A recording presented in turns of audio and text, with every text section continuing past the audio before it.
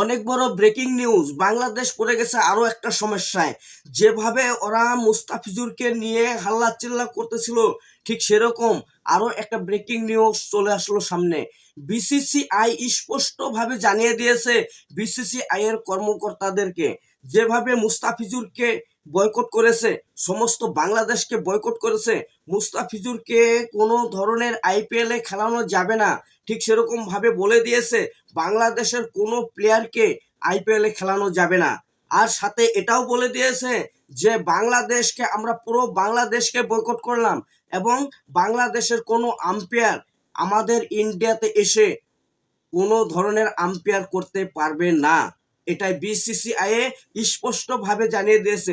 কারণ 2026 সালের টি-20 world cup আর কিন্তু বেশি দিন দেরি নাই। আর সেজন্য বিসিসিআই পুরো সিদ্ধান্ত নিয়েছে যে কোনো ধরনের বাংলাদেশের কোনো আম্পায়ার আমাদের ইন্ডিয়াতে এসে কোনো আম্পায়ার করতে পারবে না। এবার কিন্তু বিসিবির মাথা নষ্ট হয়ে গেছে।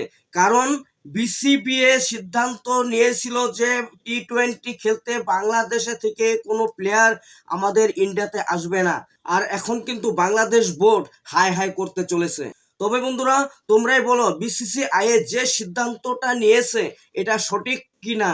তবে অবশ্যই তোমরা কমেন্ট করে জানাবে এবং ভিডিওটি অনেক বেশি বেশি করে শেয়ার করে দেবে, যাতে বাংলাদেশের পুরো দর্শকরা এই ভিডিওটা দেখতে পারে। যেভাবে অপারেশন সিন্দুরের পর পুরো পাকিস্তানকে আমাদের বিসিসিআই বয়কট করে দিয়েছে। পাকিস্তানের কোনো প্লেয়ার আমাদের ভারতে এসে খেলতে পারবে না এবং কি পাকিস্তানের কোনো টিম আমাদের ভারতে খেলতে আসতে পারবে না। ঠিক সেরকম ভাবে এবার বাংলাদেশও কিন্তু পড়ে গেছে সেই জালে। তবে পুরো বাংলাদেশকে কিন্তু আমাদের বিসিসিআই বয়কট করে দিয়েছে।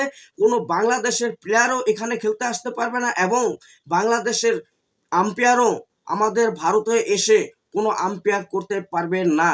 কারণ বাংলাদেশের দর্শকরা যেভাবে বেছে বেছে হিন্দুদের উপরে অত্যাচার করতেছে, যেভাবে সেভেন সিস্টার লাগে বলে ওরা চিল্লাতেছিল, ঠিক সেরকম ভাবে আমাদের বিসিসিআই পুরো সিদ্ধান্ত নিয়েছে যে বাংলাদেশের কোনো প্লেয়ার আমাদের ইন্ডিয়াতে এসে খেলতে পারবে না এবং কি বাংলাদেশের কোনো এম্পায়ারও আমাদের ইন্ডিয়াতে এসে এম্পায়ার করতে পারবে না।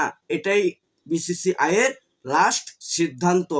তবে বন্ধুরা, বিসিসিআই এর সিদ্ধান্তটা যদি তোমাদের কাছে ভালো লেগে থাকে, অবশ্যই ভিডিওটি অনেক বেশি বেশি করে শেয়ার করে পুরো বাংলাদেশে তোমরা ছড়িয়ে দাও।